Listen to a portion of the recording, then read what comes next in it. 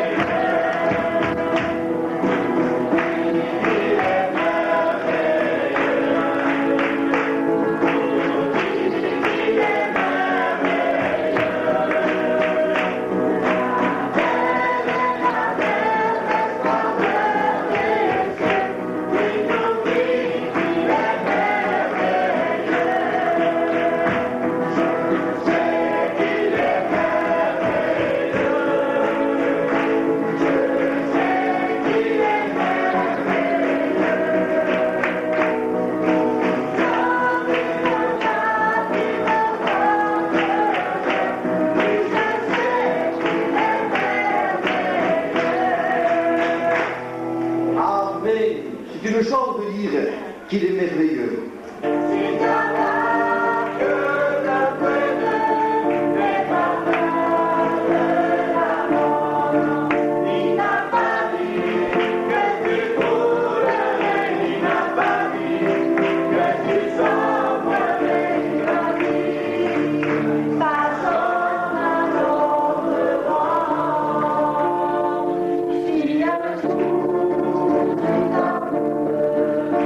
Thank you.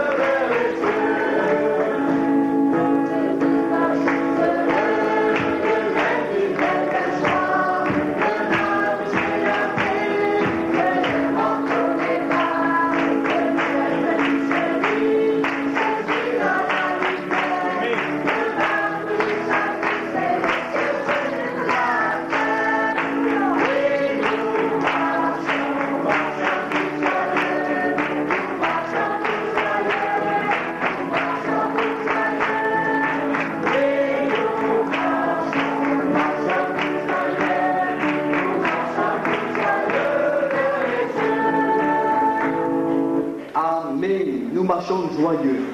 Et faire connaître cet ami que nous avons trouvé. Amen. Amen. Amen. C'est un ami véritable, un authentique ami qui, dans la parole de Dieu, il est dit de lui qu'un ami dans le malheur se montre un frère. Et Jésus, dans le malheur, dans les problèmes, se montre vraiment un frère. Pourquoi cette soirée, justement, les frères m'ont invité pour que je puisse annoncer la parole de Dieu. Mais vous avez vu que nous avons préparé ici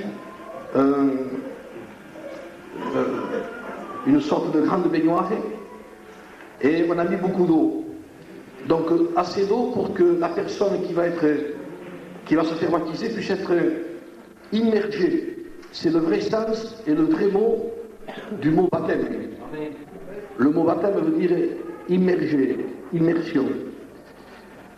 Bien entendu, vous ne verrez pas ici un petit enfant qui va se faire baptiser, mais vous verrez quelqu'un qui a un certain âge et qui a pris une décision personnelle, qui a fait une rencontre personnelle avec le Christ, avec le Seigneur de gloire, avec le Sauveur, et qui, donc, cette personne, ayant rencontré elle-même Jésus par une expérience personnelle, elle s'engage aujourd'hui dans cette soirée, amen, par le témoignage du baptême, et vient à témoigner publiquement d'une bonne conscience devant Dieu et devant les hommes. Amen. Gloire au Seigneur. Ça veut dire que cette sœur qui va se faire baptiser, ses péchés ont été pardonnés. Amen. Et vous savez, ce livre nous parle justement du but de la rencontre avec Dieu. Le but de la rencontre avec Dieu, le bonheur d'un homme, dira l'homme de Dieu, c'est heureux l'homme à qui le péché a été pardonné. Amen. S'il y a tant de problèmes et tant d'angoisses sur les cœurs et sur les vies et sur les âmes, c'est parce qu'il y a un problème particulier qui se trouve dans le cœur de l'être humain. Amen. Les problèmes ne sont pas à l'extérieur. Le problème, ce n'est pas que le gouvernement va mal, que la famille va mal, ou qu'on manque de telle chose ou telle chose dans la maison. Le problème réel de l'angoisse et des problèmes sur la terre, il est intérieur. C'est qu'il y a un poids, il y a une angoisse, il y a un tourment, il y a quelque chose que l'être humain ne peut pas s'enlever.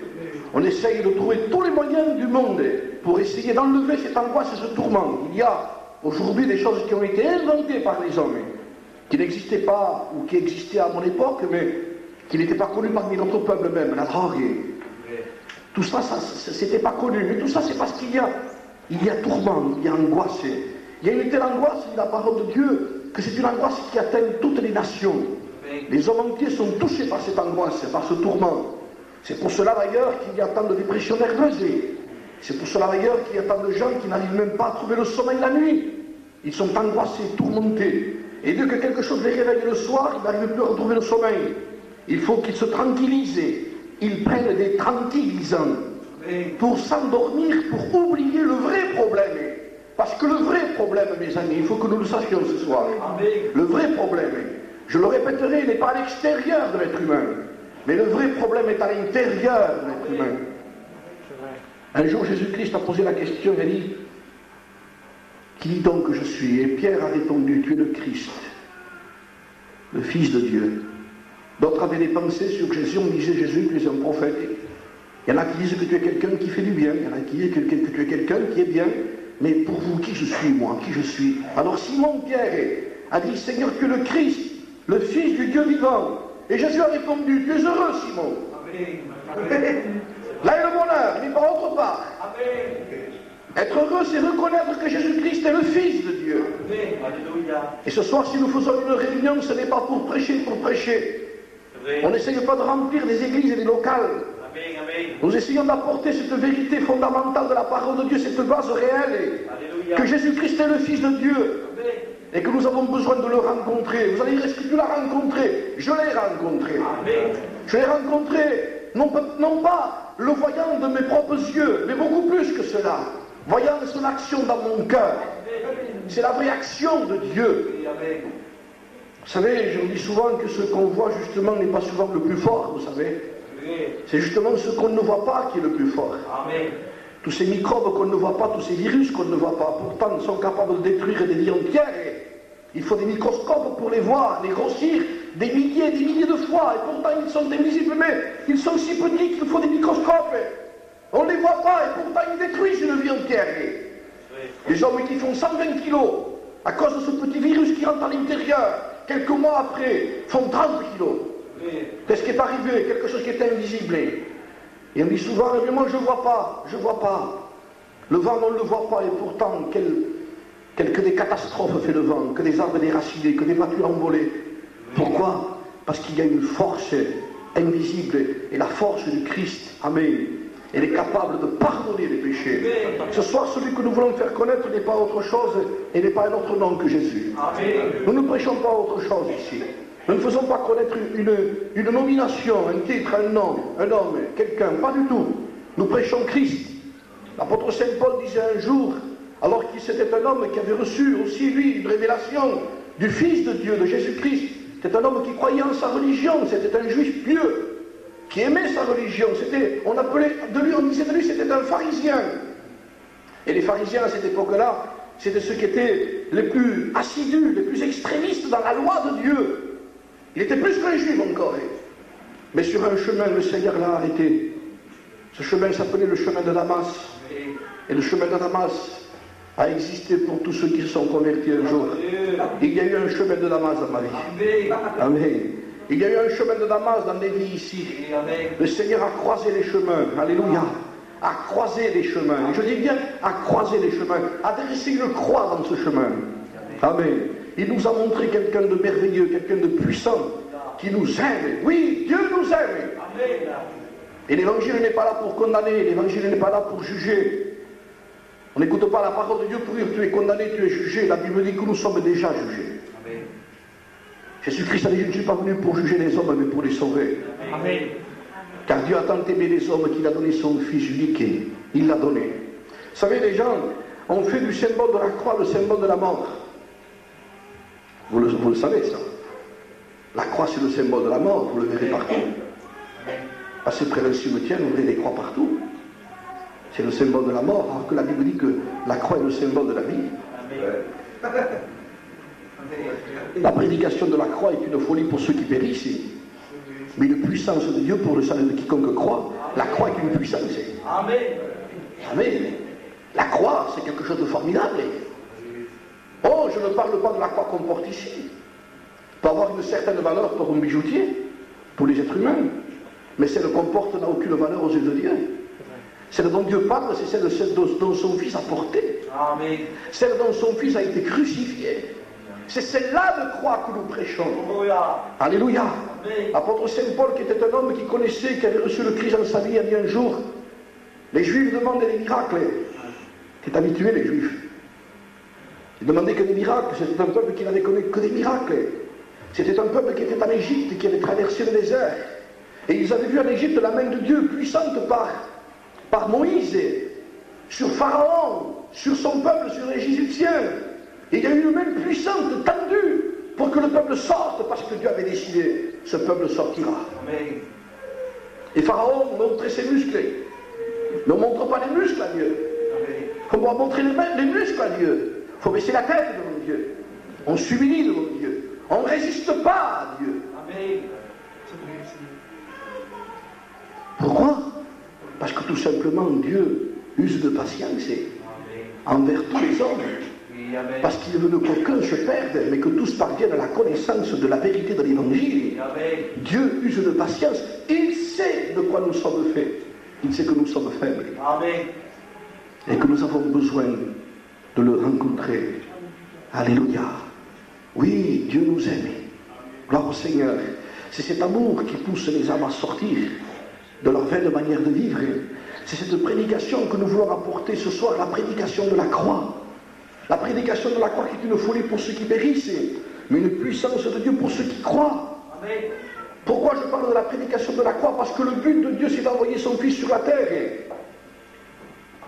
Les Juifs demandaient des miracles, parce qu'ils n'avaient vu que des miracles. Ils ne voulaient que des miracles.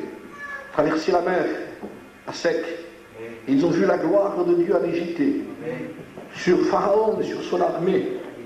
Alors, ils ne voulaient voir que des miracles. Et quand ils ont vu Jésus-Christ, ils ne voulaient que des miracles. Et Jésus n'était pas venu pour faire que des miracles.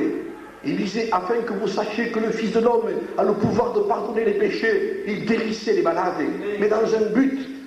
Si Jésus guérit, c'est dans un but, pour qu'on sache que le Fils de l'homme a le pouvoir de pardonner les péchés. Amen. La première des choses que le Seigneur a fait pour un paralytique, il lui a dit que tes péchés soient pardonnés. Cet homme est toujours paralytique.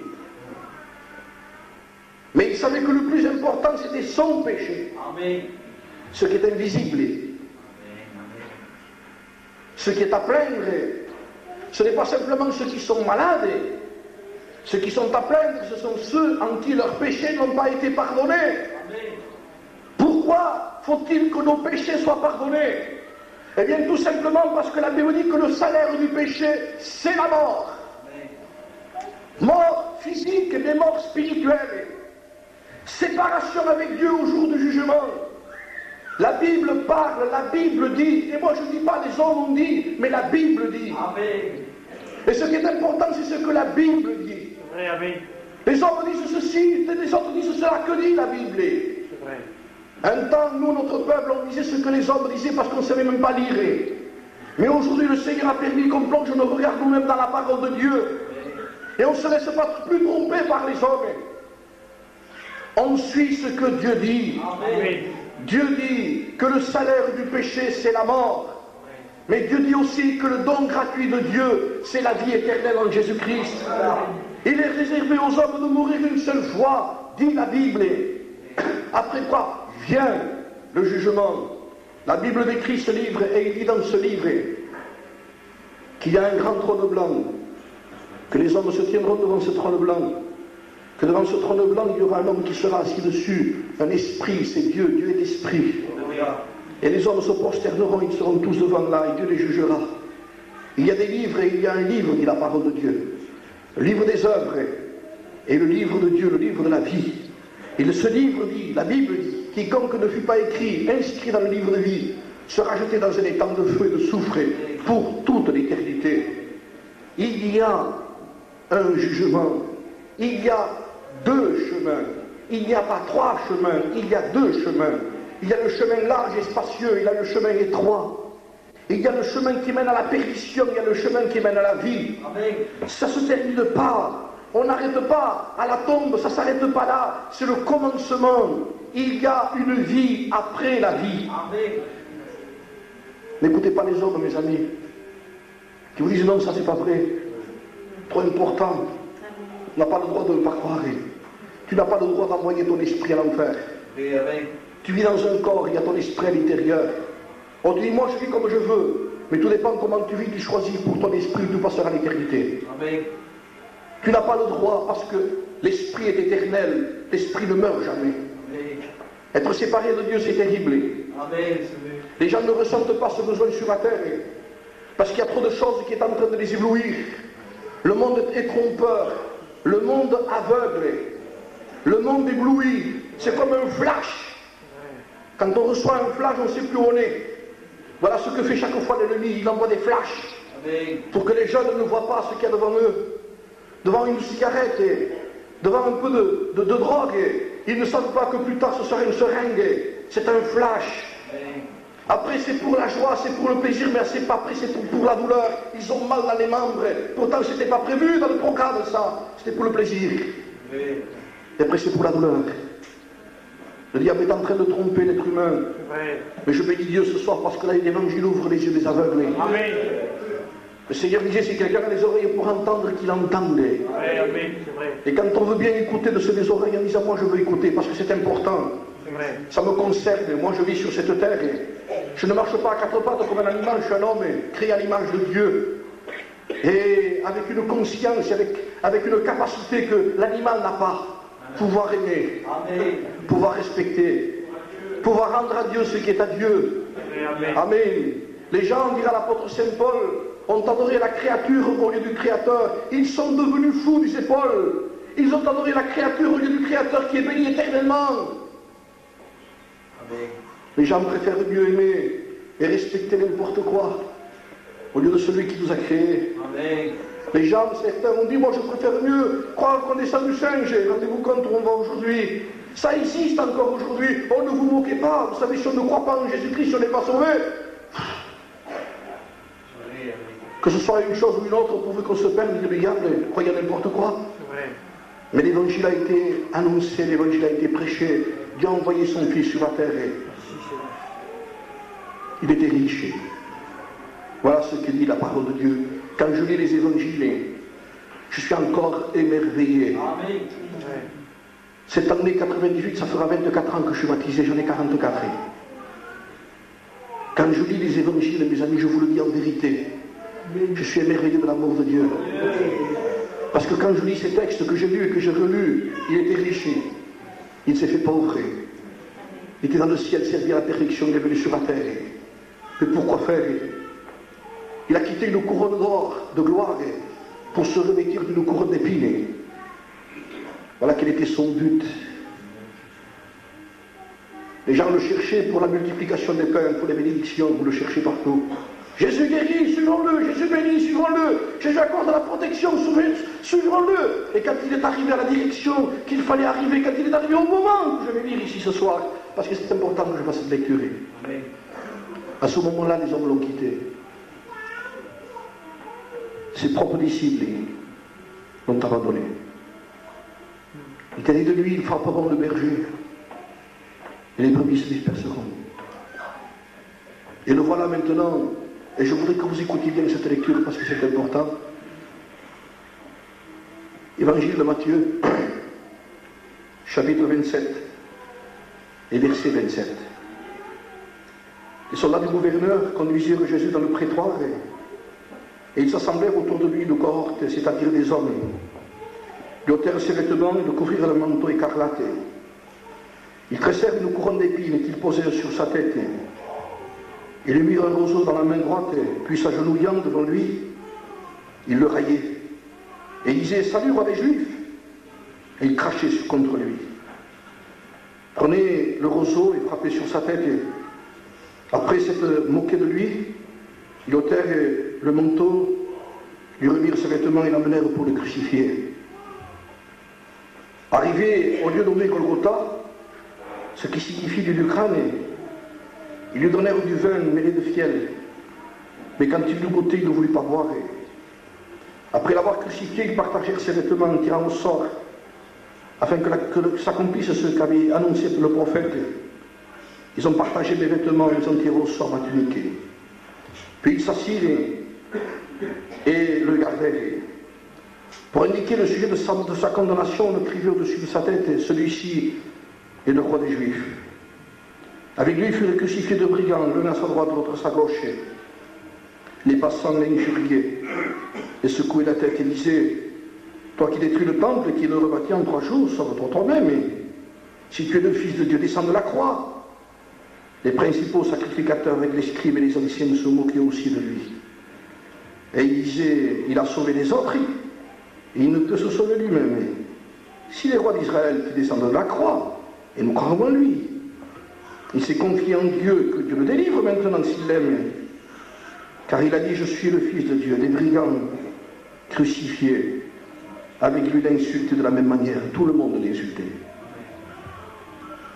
Depuis la 6e heure jusqu'à la 9e heure, il y eut des ténèbres, c'est-à-dire depuis midi jusqu'à 3 heures de l'après-midi, il y eut des ténèbres sur toute la terre. Et vers la 9e heure, Jésus s'écria d'une voix forte, Élie, Élie, lama sabachthani, c'est-à-dire mon Dieu, pourquoi m'as-tu abandonné? Quelques-uns de ceux qui étaient là ayant entendu dire cela, il appelle Élie, et aussitôt l'un d'eux courut, prendre une éponge qu'il remplit de vinaigre, et l'ayant fixé à un roseau, lui donna à boire. Mais les autres disaient, laisse, voyons si Élie viendra de sauver. Jésus poussa de nouveau un grand cri, et rendit l'esprit. Et voici le voile du temple se déchira en deux. Depuis le haut jusqu'en bas, la terre trembla, et les rochers se fondirent. Le centenier et ceux qui étaient avec lui, pour garder Jésus, ayant vu le tremblement de terre et ceux qui venaient d'arriver, furent saisis d'une grande frayeur et dirent, assurément cet homme était le Fils de Dieu. Gloire au Seigneur. Voilà la prédication. Normalement, je n'aurais rien ajouté ici. Devant une telle réalité, on devrait dire, mais alors, pourquoi est-il mort? Pilate a posé 2 questions aux gens. Que ferais-je de Jésus? Et il a posé une autre question à ceux qui étaient là. Mais quel mal a-t-il fait? Et ce soir, je voudrais vous poser la question, parce que Christ est là. Amen. Amen. Parce que tu es là. Amen. Que feras-tu de Jésus?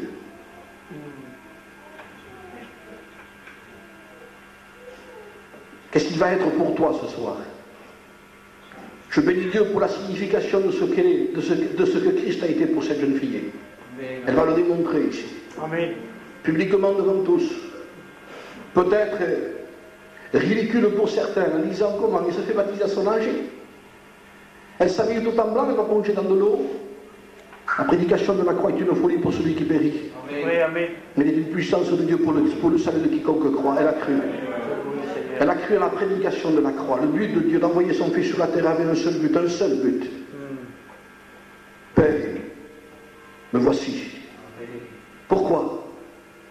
Oh, non pas simplement pour être connu. Lorsque Jésus-Christ était sur la terre, les gens le suivaient partout. Mais Jésus savait pourquoi on le suivait. Amen. Il y avait des milliers de gens qui le suivaient, et un jour les disciples se sont étonnés, ils ont dit, Seigneur, regarde combien de monde te suit. Et Jésus s'est retourné et leur a dit, vous savez pourquoi ils me suivaient? Parce que Jésus les connaissait tous. Ils me suivent parce qu'ils ont mangé du pain. Les gens me suivent et ils veulent de moi quand ils ont un problème particulier. Les gens veulent ce que je fais, mais ils ne veulent pas connaître ce que j'ai fait, ce que j'ai accompli pour eux. Amen. Amen. Les gens cherchent Dieu pour ce qu'il donne et non pas pour ce qu'il est. Le ciel est attristé. Le ciel, je dirais, pleurait. Et il y a un texte qui m'a marqué dans la Bible, c'est qu'on n'imagine pas que Dieu ait des sentiments, parce qu'on dit il est Dieu, il est là-haut, on ne sait pas ce qu'il fait. La Bible nous révèle Dieu. Amen. Et la Bible nous dit que Dieu pleurait Amen. à cause de l'orgueil des hommes. Amen. Parce que les hommes résistaient. Parce que les êtres humains sont orgueilleux. Les gens ont honte de Dieu. On a honte de Jésus aujourd'hui. Honte que dira la famille si j'accepte Jésus, que diront la famille si moi je me convertis à ces Alléluia. Je disais encore hier, il y a des gens qu'à ce moment-là qu'ils disent gloire à Dieu, quand ils disent les Alléluia. C'est tout. Parce qu'Alléluia veut dire gloire à Dieu. Amen. Il n'y a qu'à ce moment-là qu'ils disent gloire à Dieu. Parce que leur vie ne donne pas gloire à Dieu. La Bible dit que les hommes sont plongés dans les ténèbres. Vous croyez que Dieu aurait envoyé son Fils s'il n'aurait pas vu la gravité de notre péché? Vous savez, un jour je disais, le prix du rachat était cher. C'est écrit dans la Bible. Et par rapport au nombre de billets qu'on mettra sur une table, on saura comment est la maison. Si je ne connais pas la maison, on me dit, regarde, la maison, voilà ce qu'elle vaut. Et on me fait voir toute une table pleine de billets. Même si je n'ai pas vu la maison, je saurai comment elle est à peu près. Par la quantité, par le prix payé. Et par le prix payé, moi je sais comment est le ciel. Amen. Mais je sais aussi l'horreur de l'enfer. Parce qu'il a payé. La Bible dit que l'être humain n'a pas été racheté par de l'or et de l'argent, mais par le sang précieux de Jésus-Christ, son Fils. Les gens l'injuriaient. Les gens se moquaient. L'hypocrisie des gens. Les gens du peuple qui passaient. Il y avait 3 catégories de personnes ici. Vous aviez les Romains qui étaient là.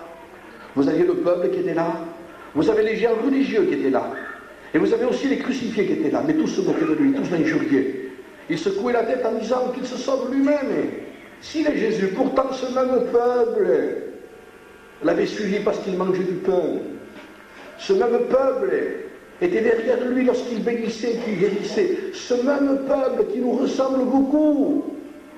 Lorsqu'il y avait un problème à Montpellier à l'église, Seigneur, je viens à toi, je me donne à toi presque au niveau du baptême, parce qu'il y avait un problème. Ce même peuple, c'était ce même peuple, et ce même peuple nous ressemble beaucoup. Parce que quand Christ n'est plus intéressant, on le met de côté. Oui. Il y avait un homme qui s'appelait Hérode. Il cherchait à le voir à tout prix, il voulait le connaître. Là, il avait entendu parler de Jésus. Lorsqu'il le vit, il était joyeux, heureux. Heureux de le voir. Alors il dit, il est converti, on va le baptiser, lui. C'est pas pour ça qu'il était heureux. Il était curieux. Alors il a dit, fais-nous quelques miracles, allez, voyons. Allez, On a entendu parler de toi, tu fais beaucoup de miracles. Fais-nous quelques miracles. Et Jésus ne répondait pas, il ne parlait pas. Il lui posa beaucoup de questions et Jésus n'a pas répondu à aucune question parce que Jésus-Christ ne vient pas perdre du temps pour satisfaire la curiosité des gens. Amen. C'est vrai. Jésus est venu pour quelque chose d'important, de principal. Quand on souffre de quelque chose d'important qui se trouve ici, dans le ventre, le docteur ne nous opère pas le doigt. Et le Seigneur, c'est pareil. Il ne vient pas pour la curiosité des gens. C'est le petit doigt qui te fait mal, non, c'est l'intérieur qui fait mal. C'est là que tout se passe, le cœur est mauvais. Alors quand Hérode a vu que Jésus n'accomplissait pas ce qu'il voulait, qu'il ne l'a pas satisfait comme il voulait, il le méprisa. Allez, va-t'en, va, allez, te veux pas. Quelle attitude Hérode, quelle attitude dure. Le peuple qui était autour de la croix, qui le regardait, c'était le même peuple qui l'acclamait lorsqu'il rentrait à Jérusalem. Hosanna, béni soit celui qui vient au nom du Seigneur. Bien sûr, on le cherchait partout parce qu'on mettait les malades là où il était pour qu'ils les guérissent tous. Il chassait les démons, guérissait les lépreux, il ressuscitait les morts, guérissait les paralytiques, tout le monde le suivait. Lorsque les gens manquaient de pain, il multipliait le pain. Lorsque les gens manquaient de poisson, il donnait du poisson. Tout le monde le suivait. Mais quand ça a été le moment de la croix, ce même peuple, on va dire, mais ça c'est eux qui l'ont fait. Amen. C'est à cause du péché. Voulez-vous me dire ce soir qu'il n'y en a aucun qui a péché ici?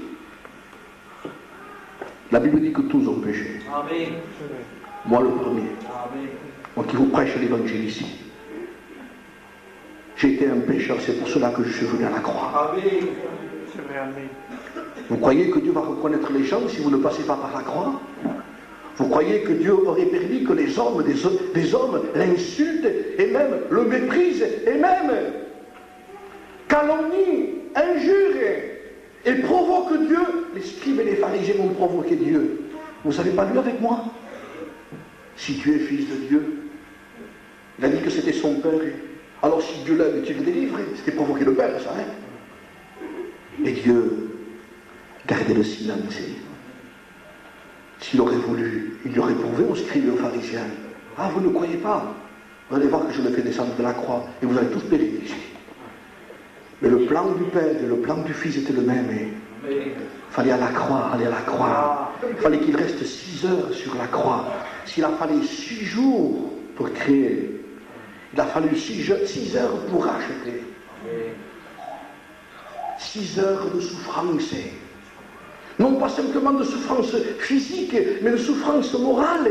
Voyant un peuple qui l'injuriait, des gens religieux, des scribes et des pharisiens, qui étaient les curés, les prédicateurs, les pasteurs, comme vous voudrez, qui étaient là, et qui encore l'insultaient, se moquaient de lui, et lui ne disait rien. On le provoquait, on l'insultait. C'était pas assez de lui avoir craché au visage. Quoi de plus humiliant que quelqu'un qui crache au visage d'un autre? Quoi de plus abaissant que ça? Parce qu'il était sur la terre, les gens le cherchaient partout pour le faire roi. On le cherchait partout pour le faire roi. Et lui se cachait dans les déserts, il fuyait parce qu'il savait que cette royauté ne valait rien. On voulait le faire roi et lui se cachait partout. Parce qu'il ne voulait pas de cette couronne des hommes, parce que cette couronne est menteuse. Aujourd'hui on le fait roi, demain on le crucifie. Aujourd'hui on le veut, demain on ne le veut plus. Le Seigneur veut qu'on le veuille à la croix, pas autre part. Mais bien sûr que tout le monde en veut hors de la croix. Mais qui ne veut pas d'un Jésus qui guérit? Dites-moi vous. Les démons le priaient. Je vois pourquoi les gens ne priaient pas. Nous t'en supplions, nous n'avons pas d'enfer dans la Bible. Priez. Jésus les chassait. Ne leur permettez pas de parler, ne parle pas, tais-toi. Parle pas avec un démon. Il les chassait. Mais qui ne veut pas d'un Jésus qui sauve, qui guérit? Qui ne veut pas d'un Jésus qui nous garde lorsqu'on conduit la voiture et qu'il y a des gendarmes devant? Tu m'arrêtes pas, Seigneur. Mais qui n'en veut pas? N'importe qui en veut. Mais Dieu reconnaît les gens qu'à la croix. Des gens qui ont côtoyé Jésus-Christ pour ceux qui donnent, il y a des milliards comme ça, mais Dieu ne les connaît pas, il ne les connaît pas, Dieu. Dieu ne reconnaît que ceux qui viennent à la croix. Il reconnaît que ceux qui voient Jésus à la croix. Nous devons rencontrer Dieu à la croix. Le chemin qui va au ciel, c'est la croix. La porte du ciel, c'est la croix. Nul ne va au Père que par moi, dit Jésus. Je suis la porte. Je suis la porte. Et nul ne va au Père que par moi. Dieu ne connaît personne. Il dit, mais moi, je suis connu, je suis venu à la réunion. Est-ce que tu es passé par la croix? Parce que pour être connu de Dieu, il faut passer par la croix. Il faut contempler Jésus. Il faut que nous ayons le courage ce soir de lever nos têtes et de le regarder face à face.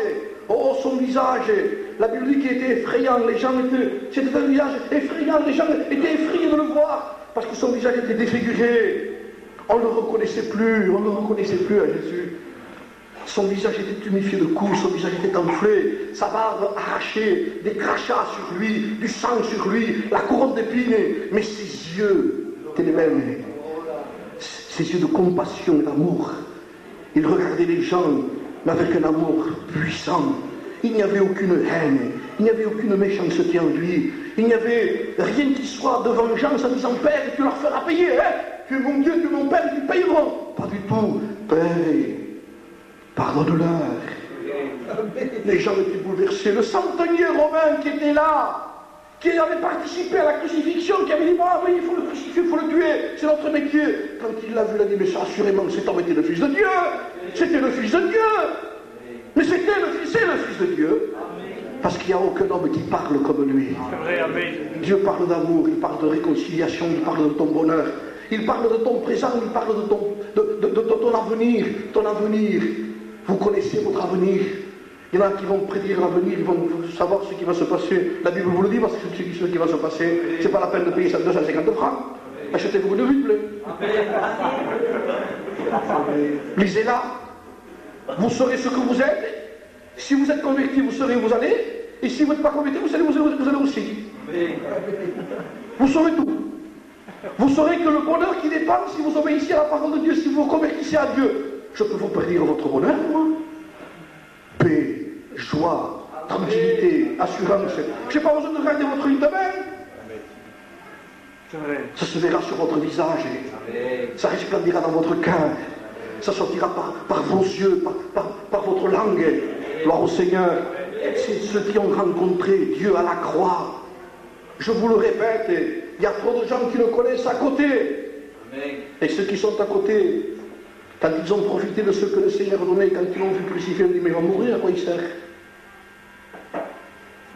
Même le brigand qui était à côté de lui l'injuriait, pourtant il allait mourir. Quand on n'en veut pas, on peut être un païen à côté, on peut être quelqu'un de religieux et être perdu. On peut être quelqu'un qui est en train de mourir et se perdre aussi. Il y en a qui croient que parce qu'on va mourir, on va accepter le Seigneur. C'est faux, il y a un brigand qui s'est perdu. Pourtant, il n'était pas loin de Jésus, hein? Pourtant, il a parlé avec Jésus. Pourtant. Mais il demandait de descendre de la croix, il disait. Il le provoquait. Il injuriait. Quelle dureté. Je disais dans un peuple, ce peuple m'honore des lèvres, mais son cœur est éloigné de moi. On ne trompe pas Dieu. Un jour, les disciples ont amené des gens devant lui et il voulait les présenter. Et la Bible dit que Jésus n'avait pas besoin qu'on présente de personne, il les connaissait tous. Alors, quand vous ne connaissez pas quelqu'un, moi je vous le présente. Voici Paul. Vous le connaissez pas, je vous présente Paul. Mais avec Jésus, ce n'était pas la peine. Quand il rentrait ici, il s'appelle Paul. Il est telle date, telle date, telle date, et il mourra tel jour. Parce qu'il est Dieu, il connaît tout. Il n'a pas besoin qu'on nous présente ici. Moi, je ne vous connais pas, mais le Seigneur vous connaît à tous.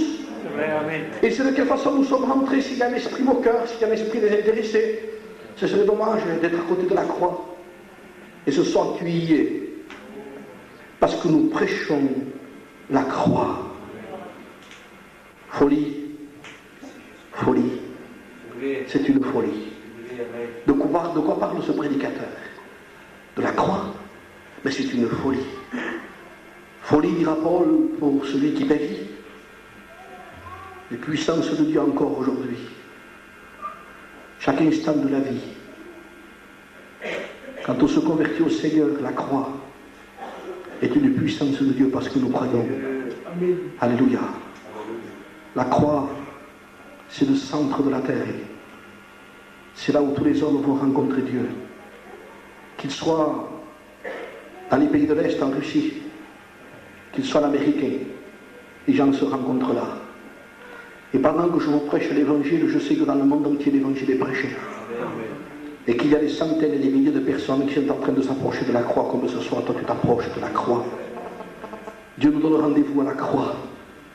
Et tous les hommes s'approchent en ce moment. Un jour, j'étais en train d'écouter un homme qui s'appelle Neki Cruz. À Toulouse, il est en train de prêcher l'évangile, il rend des témoignages. Et pendant qu'il rend des témoignages, il a fait un appel. Et cet appel m'a fait du bien, pourtant j'étais serviteur de Dieu. Mais il disait, Seigneur, lorsqu'il voyait les gens venir, on voyait les gens descendre de partout, venir à l'appel, venir s'approcher de la croix, il s'approchait de Dieu. En s'approchant de la croix, il s'approchait de Dieu. Tu veux connaître Dieu, il faut que tu connaisses la croix. Tu veux rentrer dans le ciel, il faut que tu connaisses la croix. La croix n'est pas le symbole de la mort, c'est le symbole de la vie. Amen. Amen. Amen. C'est le symbole de ta vie. Et les gens se descendaient comme ça, s'approchant de cet appel. Et ce prédicateur priait, il disait, Seigneur Jésus. Je me souviens de cette prière. Et il disait, Seigneur, maintenant que tous ces gens sont devant toi ici, Jésus, ouvre tes veines, répande ton sang, répande ton sang, répande ton sang. Pourquoi le sang? Parce que le sang de Jésus-Christ purifie de tout péché. Alléluia. Le salaire du péché, c'est la mort. Le don gratuit de Dieu, c'est le sang de Jésus-Christ pour ta vie. Il n'y a qu'un seul moyen d'effacer le péché dans ton cœur. La Bible dit même que l'homme se nettoierait avec du nitre, de la potasse. Ce sont des liquides très efficaces pour enlever certaines tâches. Il ne pourrait pas se nettoyer de son péché. Mais le sang de Jésus-Christ purifie de tout péché. Le sang de Jésus-Christ lave, mon ami. Alléluia. Le sang de Jésus-Christ qui a été versé sur la croix du calvaire pardonne tes péchés. Viens à la croix ce soir. Approche-toi de la croix. Christ est mort. À un moment donné, il dit la parole de Dieu que Christ a rendu l'esprit. Il a poussé un cri, il a dit, Élie, Élie, lama sabachthani, ce qui veut dire, mon Dieu, pourquoi m'as-tu abandonné? Abandonné de tous, abandonné des hommes, abandonné de son Père. Il était seul, il mourait pour nous. Vous croyez qu'on peut passer outre de ça? Vous croyez que c'est suffisant? Vous dites, mais je l'ai la croix, elle est là. Non, c'est pas celle-là. C'est pas celle-là, elle n'est pas importante, celle-là, elle n'a pas de valeur. Celle dont on parle, c'est celle qui est à l'esprit, ce soir qui est plantée ici. La croix à Golgotha. Vous savez ce que veut dire Golgotha, lieu du crâne. Il faut que nous le comprenions bien, qu'elle se plante bien dans notre pensée, qu'elle se plante la croix au lieu du crâne, là, en nous, en disant, oui c'est vrai Seigneur, je reconnais qu'il n'y a qu'un seul moyen pour être sauvé, la croix. Là où tu as payé. Amen. C'est là où on paye, mes amis. C'est là où Christ a payé. C'est là où on présentera l'acte de condamnation qui pesait sur nous, dira Paul. Un acte de condamnation, il est là, on le porte. C'est écrit, condamné, jugé, perdu, pécheur. Tu as rompu la loi, tu as transgressé la loi des 10 commandements, tu es perdu, c'est fini. Il n'y a pas de rachat pour toi. Mais alors qu'est-ce qu'il faut faire? Il faut que cet acte de condamnation, le Seigneur l'apprenne.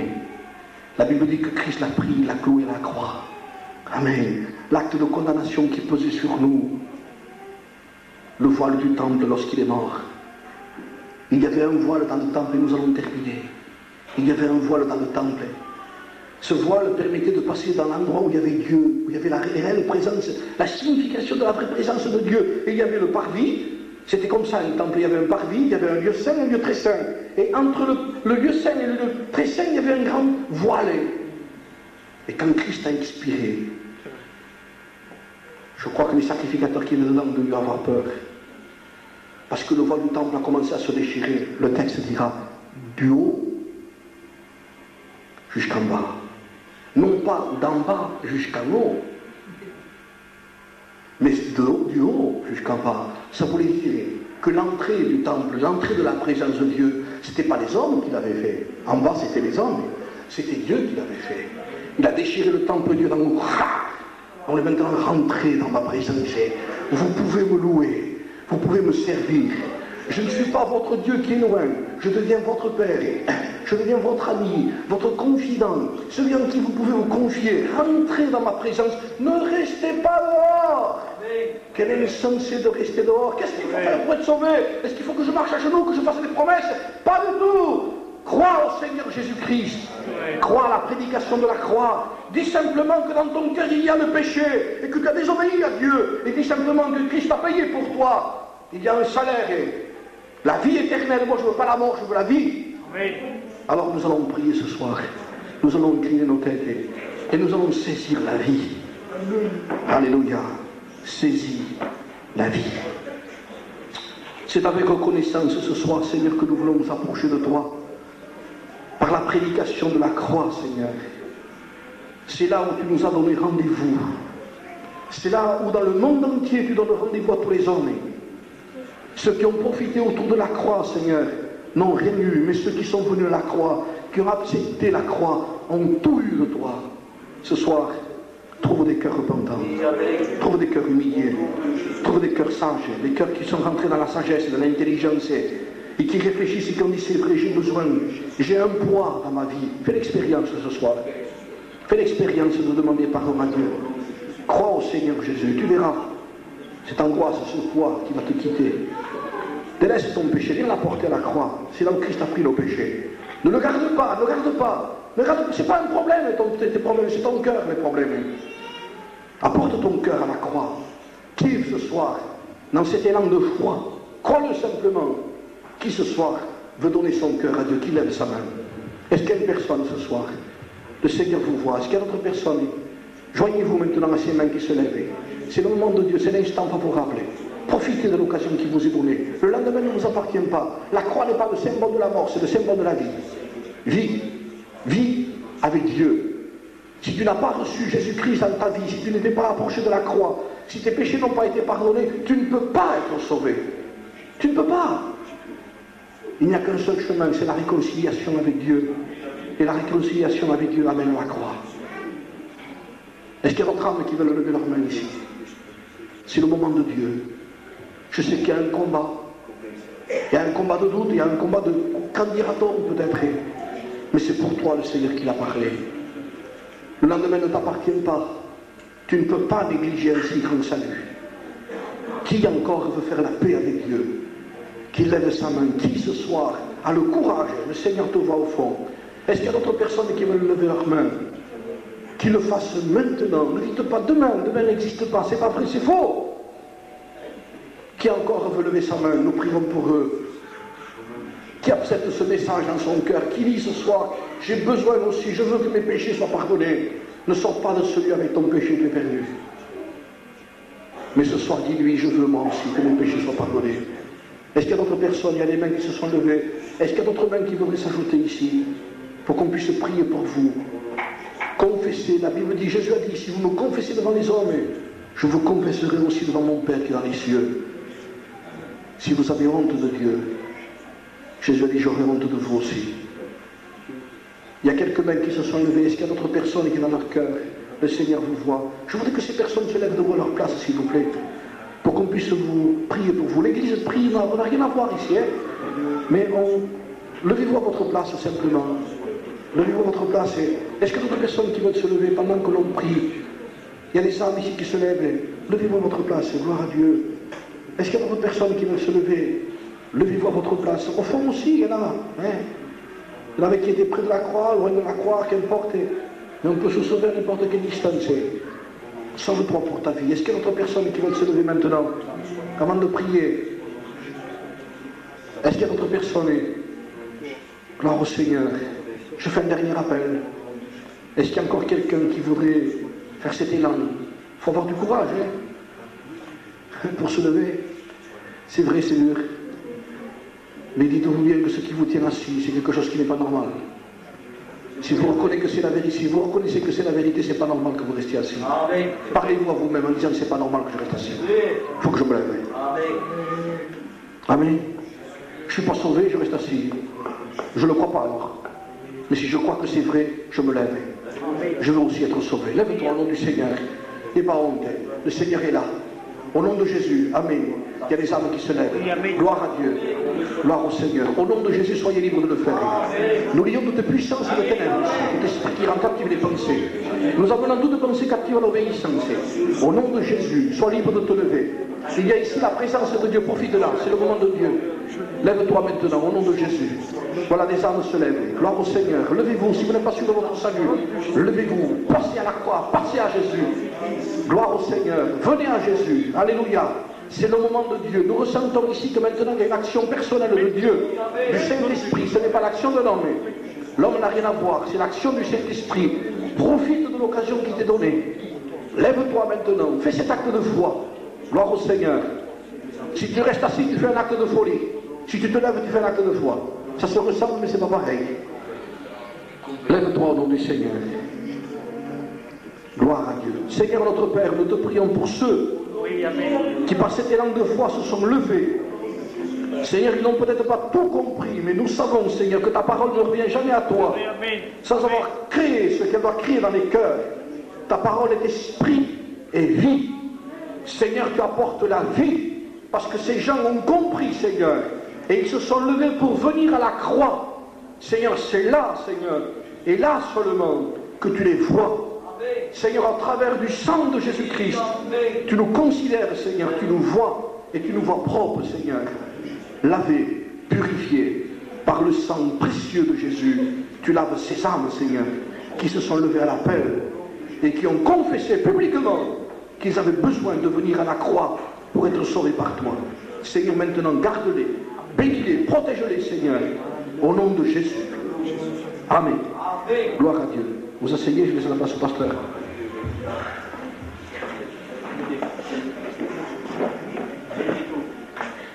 Gloire au Seigneur, soit Dieu pendant que les frères vident l'eau chaude. Je vois que la sœur attrape le froid. Videz tout ensemble là. Gloire au Seigneur. Voilà le message, je dirais, du ciel, a été proclamé ce soir. Message de salut. C'est l'obéissance à ce qui est écrit dans la Bible. Amen. Les hommes diront, je crois. Eh bien, la Bible dira, si tu crois, celui qui croira et qui sera baptisé sera sauvé. Celui qui ne croit pas sera condamné. Alors celui qui croit et qui ne veut pas s'engager parce que, en passant par le jeu du baptême, c'est l'engagement d'une bonne conscience. Déjà, entre toi et Dieu, premièrement. Hein? Allez, c'est normal.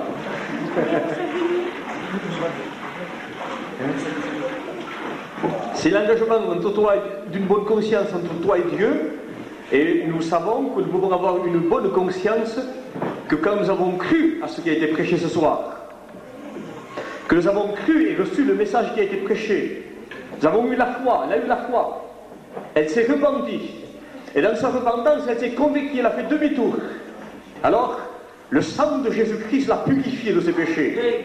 Alors, elle a pu dire, j'ai une bonne conscience, ma conscience entre moi et mon Dieu est propre, parce que le sang de Jésus m'a purifié. Amen. Mais aussi devant les hommes. C'est-à-dire que pendant le laps de temps de sa candidature au baptême, on lui a laissé un temps, on ne baptise pas de suite. Ça fait peut-être, je ne sais pas moi, 6 mois, 1 an, plus 1 an. Par sa marche, elle avait montré si elle avait accepté Christ ou pas dans sa vie. Parce qu'on baptise des disciples. On ne baptise pas des personnes pour qu'elles soient chrétiennes. On baptise parce qu'elles sont chrétiennes. Ça veut dire parce que des personnes ont accepté Jésus-Christ dans notre vie. Et si on ne baptise pas avec une petite cuillère, ou avec une coquille comme vous voudrez, eh bien on baptise comme la Bible, le Saint-Livre l'enseigne, par immersion. Amen. C'est le symbole de l'ensevelissement et d'une résurrection spirituelle. Amen. Béni soit le Seigneur. Pourquoi il est tout en blanc? Eh bien, parce que c'est l'image que Christ a purifié sa vie par son sang. C'est l'image que Jésus lui avait donné un vêtement blanc. Et maintenant, sa responsabilité à elle, c'est de le garder blanc. Amen. L'homme n'a rien fait pour être sauvé si ce n'est de reconnaître Jésus-Christ, de recevoir le message que vous avez entendu. Mais maintenant, c'est de garder ce que Dieu lui a donné. Le salut vient d'en haut. Amen. Quoi dire de plus? Alors, quand quelqu'un croit, il s'engage. Et le frère a cité ce texte. Celui qui me confessera devant les hommes, je le confesserai devant mon Père. Le baptême, c'est une confession de foi. Alors si toi tu dis que tu crois et que tu ne le confesses pas publiquement, tu es perdu. Celui qui croira et qui sera baptisé sera sauvé. Donc, donne ton cœur à Dieu, réponds-toi, convertis-toi, et dis moi aussi je veux confesser le nom du Seigneur, comme quoi je l'accepte comme sauveur, et que je l'accepte comme Seigneur dans ma vie. Amen. Donc Seigneur, tu viens? Gloire à Dieu. On va faire une photo. Oui. Gloire à Dieu.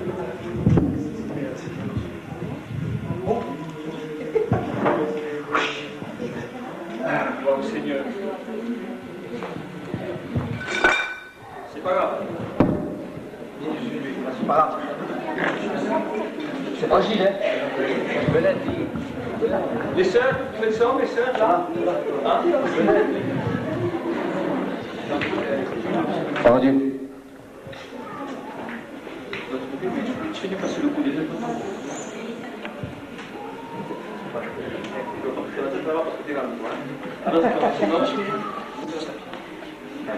Non, Seigneur, c'est pas n'importe quoi ce que cette sœur fait, je l'appelle sœur, puisque j'ai le même père.